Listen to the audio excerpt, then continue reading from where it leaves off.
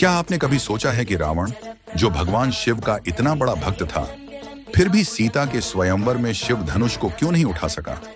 आखिर वह कौन सी अदृश्य शक्ति थी जिसने रावण जैसे महान योद्धा को असहाय बना दिया?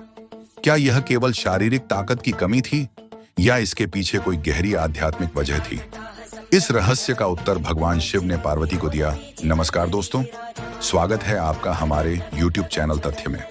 इस सवाल का उत्तर भगवान शिव ने बड़े ही गहरे और आध्यात्मिक तरीके से दिया। शिव धनुष सिर्फ एक अस्त्र नहीं था, बल्कि यह रिश्ते में पति पत्नी की भूमिका और उनके कर्तव्यों का प्रतीक था। शिव ने कहा कि धनुष पुरुष का प्रतीक है और उसकी डोर नारी का। धनुष बहुत मजबूत और टेढ़ा होता है, जबकि उसकी डोर पतली दिखाई देती है, परंतु वह भी उतनी ही मजबूत होती है क्योंकि वह दोनों सिरों को बांध कर रखती है।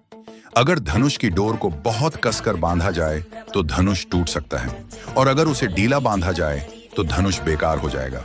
इसी तरह स्त्री रिश्ते में जीवन का आधार होती है और पुरुष उस रिश्ते को दिशा देने वाला होता है। अगर दोनों का तालमेल सही हो तो रिश्ता मजबूत और टिकाऊ होता है, लेकिन अगर इसमें संतुलन न हो तो वह टूट सकता है। रावण का धनुष न उठा पाना उसकी शारीरिक शक्ति की कमी नहीं थी, बल्कि उसमें उस रिश्ते के प्रति समर्पण और प्रतिबद्धता की कमी थी जो इस धनुष का प्रतीक था। रावण के अंदर अहंकार और अहंभाव था, जिसने उसे उस धनुष को उठाने से रोका। केवल ताकत से किसी रिश्ते को नहीं निभाया जा सकता। रिश्ते में विश्वास, समर्पण और एक दूसरे के प्रति सम्मान आवश्यक होता है।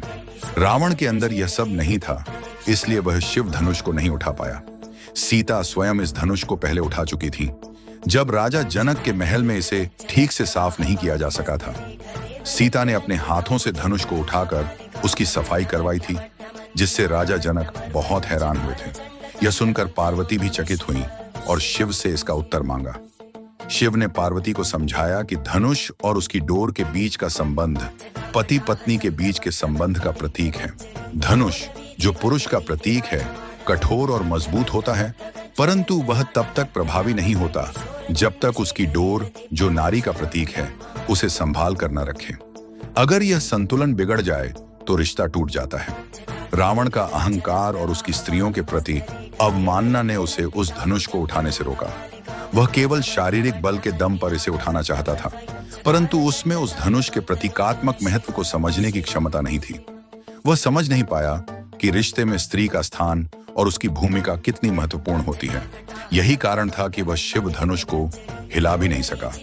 भगवान राम ने इस धनुष को उठाया क्योंकि उनमें समर्पण, धैर्य और शक्ति थी।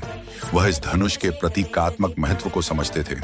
उन्होंने केवल अपने बल से नहीं, बल्कि अपनी आस्था, सम्मान और समर्पण से इसे उठाया। राम ने यह सिद्ध किया कि एक सच्चे रिश्ते में पुरुष का स्थान केवल शक्ति का नहीं होता, बल्कि उसमें धैर्य, प्रेम और समर्पण का भी होना आवश्यक होता है। इस कहानी में भगवान शिव ने यह संदेश दिया कि रिश्ते को निभाने के लिए केवल बाहरी शक्ति नहीं, बल्कि आंतरिक समर्पण और एक दूसरे के प्रति विश्वास जरूरी होता है। अगर रिश्ते में अहंकार आ जाए तो वह संबंध टूट जाता है। रावण का धनुष न उठा पाना इसी बात का प्रतीक था।